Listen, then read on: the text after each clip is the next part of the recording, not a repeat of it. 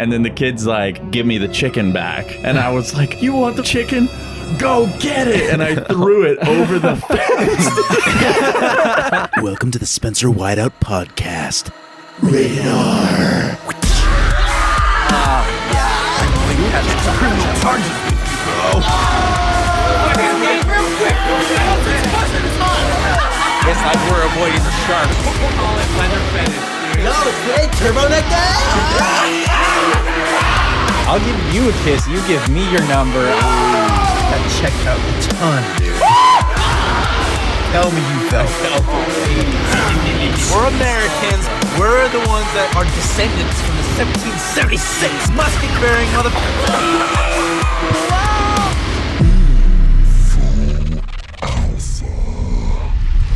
Welcome back to the Spencer Whiteout podcast. This is episode number 11. In this episode, we go over Andrew's top 5 film school failures, string jeans, and an unfortunate phone stapling incident. Let's dive in. I was thinking earlier that, God really had the most productive moment when if there's an asteroid that he sends into the Earth that took out an entire race of, species, birds, dinosaurs. Isn't that the ultimate killing 2 birds with 1 stone? It's like the most efficient you can possibly get. Yeah.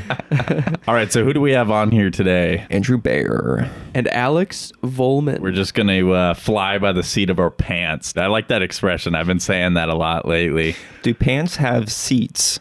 Dude, one time is water wet? Actually, no, more than one time back in the day when my parents were getting mad at me for standing up in my chair during dinner time. They were like, we're going to nail your pants to the seat. They said that. They said they were going to nail my pants to the chair. Oh my god. So that I wouldn't stand up. And I thought they were serious. That's pretty violent. I know. And for some reason, I guess I thought it would hurt because I'm like, oh my gosh, like that's going to hurt, But it's like, it would just be your pants. Just pants. Yeah. Next day you're walking up to school with just like a chair attached to your butt. All sad. Or just like no pants on at all. Oh my gosh. When people have those horrible dreams about like showing up to school in just their underwear? Yep. It's because of that, because their parents threatened They just them had the to same escape. way. So they just took the pants off. Pants off, The pants dude. chair. The pants trick. That's the new pants trick, That's the new dude. pants trick. It's a parenting That would trick. be hard. That That would actually be difficult to take your pants off that way. It's a family secret. It's a family secret. That's true. The dining table just has 4 or 5 chairs around it with just pants attached for Oh my gosh. all the kids who would stand up. That makes Yeah, me or think you of just like gotta like slide out of them. it's like rapture scenario. Like the clothes are still there, but the people are gone. Imagine coming home to that. No, take me. left behind. The pants Yeah, are exactly. left behind. That's what young Spencer was just trying to do. He's just trying to leave and be with the Lord. But I want a parents said, "No, you series gotta on. stay." I want a book series on Left Behind, but like, what happened to all the pants that were left behind? Right. And all the clothes. A lot of free pants just hanging out. It's like a Pixar movie. It's like, what if pants had feelings? It's like Wally. Wally, but pants. Andrew's crying over here. Okay, dude. It's just funny. Wally with pants. Wally with pants. Like the tire tracks coming out of like the bell-bottom jeans. Oh my gosh. Because that's the only way they would fit. Right. right. Think about it, because Wally is around once the Left Behind rapture has already happened. He's just Right. around the Earth and no humans are there. he would Exactly. just see He's a bunch of collecting pants. all the pants. Right. Yeah. All right. So That holds up. all right, so now we're going to get into some random stories. I told you guys the stapler story already, right? Oh, I told yeah, you that did. Where I You stapled did. the piece of paper to that guy's phone. That was crazy. Right. So I guess I should fill people in on that one real quick. But I guess for some reason, I was like trying to staple a piece of paper at work. And I was like, hey, do you know where a stapler is, Steven? And then Steven goes, oh, yeah, here's one. He hands it to me. I'm like, all right, cool. I take the stapler. I put it on top of his phone, and then I put my paper into the stapler, and I just slam it. I slam the stapler, and I just staple it. And I didn't even realize I put the stapler on top of his black phone, because the counter was black. So the counter's black, and his phone's black. Was whatever. his phone face up or face down? It was face up. Oh. So then you saw it when it was completely shattered. No, I didn't.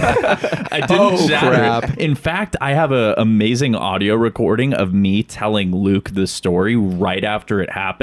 So I'm actually going to insert that right now. Inserting exclusive audio recording from the vault. Dude, so I'm at work and I had to staple something, and so I'm up at the front desk with my coworker, and I'm like, hey, is there a stapler? Because I need to staple this 2 piece of paper. And he's like, yeah. And he hands me the stapler, and then I take the stapler, and I guess I didn't even notice. I put it on his phone, because his phone is on the counter.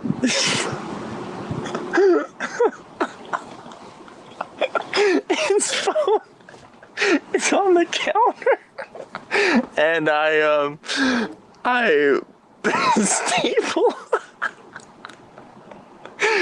stapled my piece of paper on his phone. Oh man.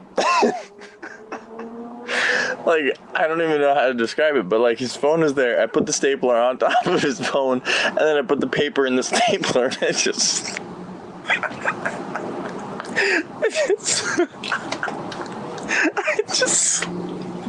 slam it, dude. And he goes, preferably not on my phone next time. Oh my gosh, dude. That was crazy. Ugh. But that was a pretty good one that happened at work. Another story that also happened at work, my coworker is at the computer, and then there's another coworker who I don't know, just someone else that works at the company. And so my coworker, let's call her Becky, she goes, have you met Randy? And I say, oh, no, I haven't. And I walk over to him and I kind of extend my hand like, hey, what's up, Randy? My name's Spencer. And then he just kind of like looks at me and he's just like, and he like raises up his hand like super reluctantly to shake my hand. Okay, you know, and so I shake his hand, and then they're just kind of silent, and I'm like, what's up with you guys? And she goes, oh, we're just doing computer training. And so they're both sitting right next to each other, and so I don't know if he's training her something or if she's training him on the computer training, because I don't know this guy at all. And so I'm trying to make small talk conversation, so I look at Randy and I go, oh, so you're doing computer training? And he just looks at me dead in the face and goes, it seems that way. Oh my gosh. So hostile. I couldn't tell from his tone like how he was saying it. And so then I look up at him and I go, it seems that way? Like you don't know what you're doing? And then he just looks away and looks back to the computer. Interesting.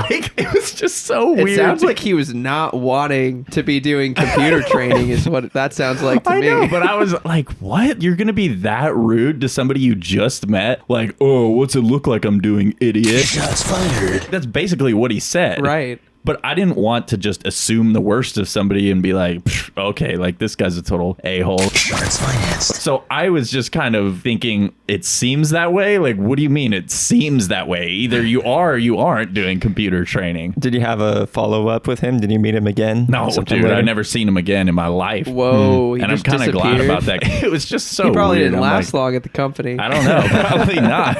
It seems that way, huh? I mean, it seems that way. Seems that definitely. way. All right, I've got a story about Indian giver. I know that's not politically correct, but I don't give a rip. You know what an Indian giver is? No. You don't? No. Okay, basically it's when you give somebody something and then you change your mind and you take it back. Got it. Yeah. So basically back when I was in early elementary school, I was super young. You know, I was a teacher's kid, so I was always having to hang out after school. This time I was hanging out with another kid who was also a teacher's kid, and he happened to be the principal's kid. So we're hanging out in the playground and stuff, and then we ended up going into his dad's office. And his dad's office was cool because there was a computer screen with all the security cameras, so you could see what was going on in the hallways and stuff. Nice. Just kind of creep on people. And then there was this rubber chicken, you know, those like famous rubber chickens hanging on the wall. And so this kid's like, all right, let's have some fun with this rubber chicken. So we took the rubber chicken out and we were like playing with it outside in the playground and stuff. I was like, dude, this chicken is so cool. And he's like, yeah, dude, you can have it. And I was like, oh, yes. And I was so stoked. I have the rubber chicken. And then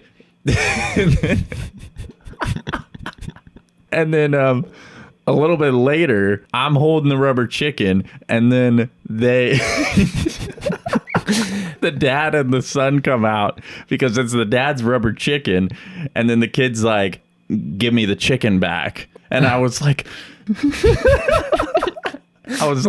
you want the rubber chicken? Go get it. And I threw it over the fence. No way. To the principal. Yes. Wow. And I was just like walked away crying, and I was like so upset that I couldn't have this rubber chicken. It makes you wonder why the principal needed that rubber chicken so desperately. Was it really just a rubber chicken? Maybe there was like something hidden inside it. Yeah.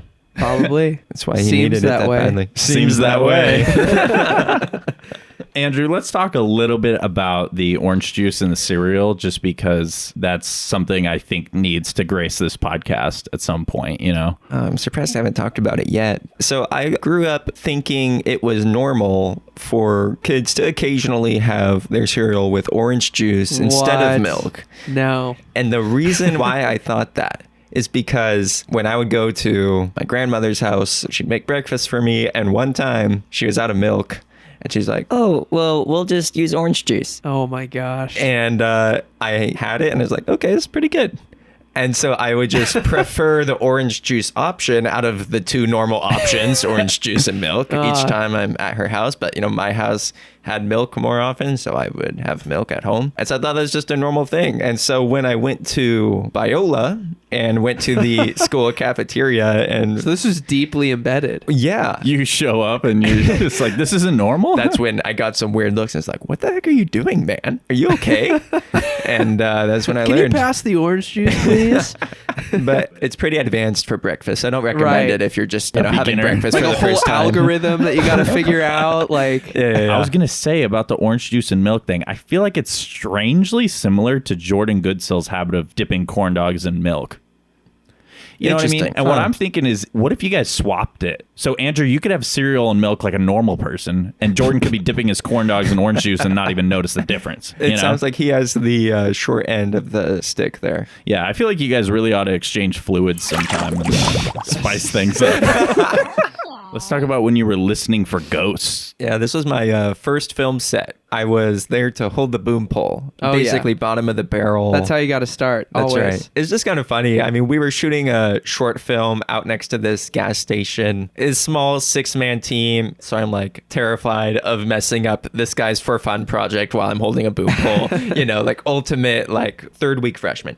Yep. And so one thing we wanted to do was just get like some environment sounds. So he was like, can you go out to the street and just like get some sound of traffic? Okay. So it's like, okay, I took the recorder and then I'm out at the street and I'm just there, 17-year-old me with headphones on, holding this recorder and then a boom pole with the dead cat on it, just kind of like facing the street and just kind of like swaying side to side a little bit to get different stuff. I'm just in the middle of the sidewalk and it's midnight, by the way, because we're shooting at night. And then I see this car coming and it starts to like slow down and then puts its hazards on, rolls up right next to me. And it's this elderly lady. She's probably 60s or above. And she rolls down the window towards me. And she says, hey, are you listening for ghosts? That's the first thing she thought of. Yeah, because she wanted to join or something. Yeah, she was probably going to join in. Like, that's what it sounds like. She was going to hop right out and be like, okay, so they're usually over this way, not that way. She has her own boom pole and like a jazz camera recording. Yeah. All right. Also at film school, Andrew, you had top 5 film failures. Yeah. The list could be a lot bigger, but we had to narrow it down, right? Oh, it was hard to, yeah. I mean, there's just so many. But I guess this is a poetic leap here. We're going from like first few weeks of college to my final few weeks of college where there's a senior chapel event. And at the senior chapel for CMA, all the seniors who are graduating that semester, they have a chance to give a word of advice to the current students. You know, I was taking it seriously because I wanted to really offer something of value to the current students. I had a lot of friends in the program, and I had such a wild 3.5 years at Biola. So I wanted Hey, to... you graduated in 3.5? Yeah. Nice. Yeah. Me too, man. Oh, heck yeah. Overachievers. Nice. I just spanked him if you heard what that was. No, dude, That was a little I'm high on five. the Spanked seat of in my the hand. pants right now. You're on in the my seat of your pants right now. You can't spank me because my pants are nailed to the floor. There are a lot of cultures that eat that way already. What, pants on the floor? Yes. Yeah. Some Chewy cultures jeans? Oh, one Looking time. like a fool with your pants on the ground. Okay, Andrew, we'll get back to that in 1 second, but a quick anecdote about jeans. There was one time I heard this story from a guy, and I don't even remember who this guy was or anything. It was just one of my parents' friends. And so we're eating dinner, and then this guy tells us this story. He's like, yeah, like one time I was in the cafeteria, and I saw my buddy over there eating, and I had this fray of my jeans that was kind of dangling off. So I ripped off the dangling fray of the jeans, like, around the ankle, just like a little scrap of jeans. And he's like, oh, I'm going to throw this little string of jeans. It's like it's like maybe like a half an inch, string of jeans. String jeans. String jeans. Instead of string jeans. Yeah. String jeans. So he's like, I'm going to take this little string of jeans and throw it and hit my buddy. So he takes it and he throws it, and it does not hit his buddy. Instead, while his buddy is eating with the cafeteria fork, it wraps around the fork. What? No way. And the guy puts it in his mouth, dude, No and starts way. chewing the jeans. Oh my god. Wow. That's Like, imagine- precision. I know, dude. Just like the most precise throw ever. And like, imagine that, just like a string jeans, just like just wrapping around the fork. Sounds like a good trick shot video I coming know, out. right? Oh, yeah. Tossing string jeans onto String different jeans things. fork. Okay, so back to your film school failures. Yeah. So I was thinking about it, and in film school, there's so much unspoken pressure to achieve and like be really good at your specific thing. Yep. And I think that it creates a lot of people who are also left out of, the groups of people who are making content or shooting movies together, because it's a very like cliquey thing, or Yeah. at least it can be. Yeah. And I remember my freshman year kind of feeling that way, because I just shared a story about being on a set, but I wasn't on a set in any like major creative way or like with a bunch of friends until like early sophomore year, pretty Yeah. much. So I kind of wanted to just like encourage people who are still on their way, still learning, and avoid my speech being just like, here's a lot of things I accomplished. You can do it too. Yeah. So instead I was thinking I should share my like top 5 failures, like the things that I am most embarrassed about, or probably just the worst decisions. My number 1 film school failure is when we were shooting Space Waves and I didn't offload the micro SD card with the drone footage for one day. Ooh. We lost all that footage. And at the time of saying this speech, we still hadn't found the card. We found the card actually a year or so after that. my Do you remember gosh. that? Yeah, Spencer? it was We the found it. Samson's Lot drone footage. Oh, I remember Yeah, that. yeah, Yeah, you we remember? didn't have that. We And that didn't was have the that for beginning. the longest time, and I was like super bummed because I thought we needed that shot, the drone and shot. we didn't. We didn't need it. Yeah, it's cool because now you see that footage in beast mode, which is Yeah, pretty true. sick. But yeah, that was a real bummer because I was just like, dude, we lost that footage, and Yeah, losing footage is it's like the worst. It is the absolute worst. But yeah, you found it like a couple of years later in just like a Pelican case. You're like, oh, what's this SD card? What's on here? And it was like, Yeah. oh, the Samson's Lot. We called it the prodigal son footage. Yes. It came home. My number 2 worst failure is that in my freshman year, I freelance shot a ballet recital. Oh. Right. And they did only one performance. So it was really important that we get it right. I dropped the drive that all of the footage was on. Oh no. So I lost footage for like 3 of the songs of the Oh, ballet man. recital. And the company, they were relying on DVD sales to make money back from it. Oh man. And they like didn't make all their money back. And I think part of it was because not every song was on there because, parents are buying it to see their kids perform. Right. Oh, That was a man. nightmare of my first freelance that's job rough. ever. Yeah. That's really First bad. freelance job ever. Number 3 was the fact that I planned on guerrilla shooting the most important location for space waves out of region with no permit or security that we could get it. So that when we arrived to NorCal, the fact that it was bulldozed to the ground, that's partially due to the fact that it's like, oh, we'll just shoot it. We'll be okay. Yeah. You know, without a backup plan. But because we didn't have a backup plan, production was extended like 10 months. You know? Right. Yeah. Yeah. 10 months to find a new tower. Number 4, when we were caught filming on the train tracks. And this was another space wave story. 12 of us were filming on train tracks. We were being really careful amongst ourselves, but that didn't stop the police from showing up. And literally everyone got written up for misdemeanors. No, wait, what? Yeah. I didn't know that. Yeah, you were there, dude. Dude, misdemeanor means it goes on your record. We didn't get misdemeanors, dude. I mean, I think that's what he said. He collected our IDs. Bro, what? Do I have a criminal record? I mean, we should check. For being on train tracks. I mean, there are worse things. No, dude. No, because he ended up being pretty cool towards the. I think what it was is he was going Was to he just do trying that to 'cause- scare everyone? Yeah. I mean, he collected our IDs, but like nothing came of it. But the fact that it happened while I was responsible for the production, that was a big failure for sure. And he was from Alaska, so him, Ray, and Rudy were all like, "Hey, Alaska!" And so they. I mean, the cop was cool. Yeah, so they ended up like bonding. Maybe that's what got us out, man. Yeah. And then the final failure that I listed is going to be shared in more detail on a future podcast. But when we went to shoot a father-daughter heartwarming advertisement for a floral organization, you know, we look for this beautiful meadow online. We find one. Just Bro, you gorgeous pictures. You can't spoil that story right now, though, dude. That story's called That's a Run whole to other Me. story. Yeah, that story's called Run to Me, and it's basically like one of the gnarliest things you've ever heard. I think I've heard the story. Yeah, I think you have, man. I mean, I think they thought it was like attempted kidnapping or Right, murder. right. And Yeah. it That was what I gnarly. ended with in the speech is that to this day, they sincerely believe I am a child kidnapper. Oh, and my then that's when gosh. everybody was like, Laughs and claps. They're like, yeah, Andrew, the child kidnapper. yeah. So that was my whole thing on like, it's hard when you're learning through like trial by fire, but just, you know, don't give up, keep working at it. So Yeah, pretty much.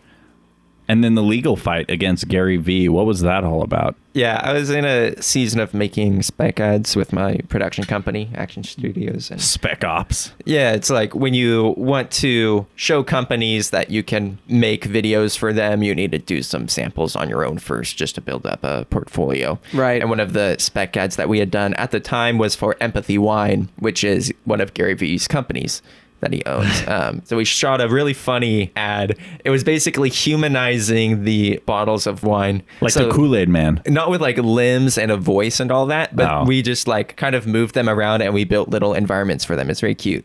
So you Like watch stop motion or Like something? claymation. We wrote out our like hands that were moving them Oh, at the okay. bottom and all Yeah. that stuff. But you watch a baby bottle of Empathy Wine grow up. So you see it at birth, and then you see it go to school and its childhood memories, and then you see it leave to college. It finds a wife, and you know they move into a place, right? Because of empathy. So that's the whole play here. But then at the very end, it gets set on a table. And then things get really dark, and then a big corkscrew goes into the top, and it just gosh. unscrews it, and then Just decapitates its cork. basically Corkless. and then you cut to the title card, Empathy Wine. And because it's not an official video, we just thought it was like funny. Yeah. You know, but it made you feel empathy by the end because, you know, you really for felt the for wine. it. Exactly. So we thought it was pretty good. And then I got a call while I was on set a couple weeks later after we had posted it to Instagram and just said like, here's some of our work.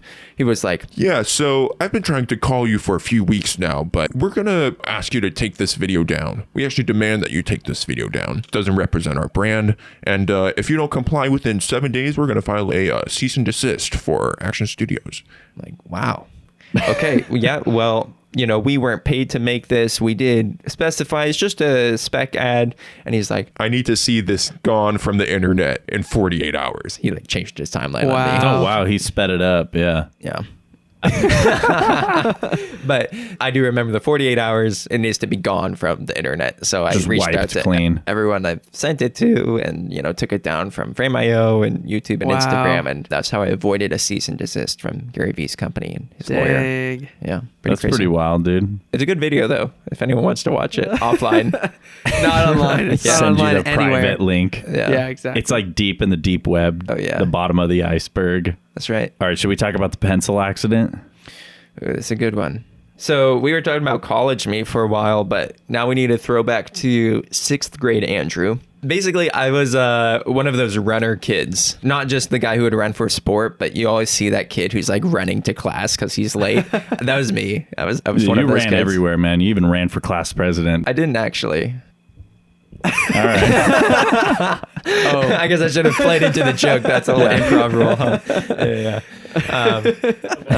So there's 6th grade me just running to my locker for some reason. Backpack is flopping around, that whole thing.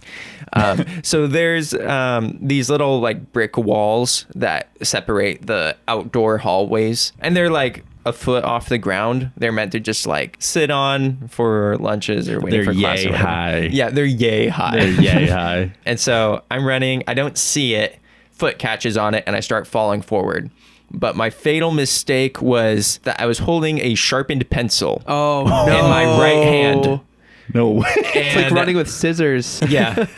Imagine the way that I'm falling here. My foot's caught on the brick wall. I'm like falling forward onto the grass, thankfully. But my head turns sideways. So imagine my body parallel to the ground. My head turns sideways. And then I try to brace my fall with my hand. But I forget that my pencil is in the hand, point up. Oh my gosh. So I fall literally with my right temple and the tip of the pencil just slamming into each other.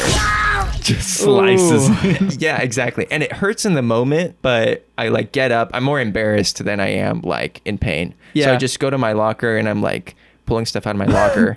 It's not like the pencil is stuck in my head or anything. Blood, but is there like blood draining down? Well, I wasn't sure. I was just like pulling stuff out, and then I'm getting this like look from the girl at the locker next to me who looks like she's seen a ghost. And she's like, Did you get shot? Did you get shot? And I'm like, no. Why do you ask? She's like, There's blood all over your face right now. Oh my gosh, you need to go see the nurse. and she's like getting freaked out for me. I'm like, oh, okay, thanks. Yeah, I'll go take a look. And so I go over to the nurse's office, and it wasn't until I see my reflection in the window that there is like a pencil tip sized hole in my right temple with blood still coming out of it on its way down. It was honestly pretty gnarly.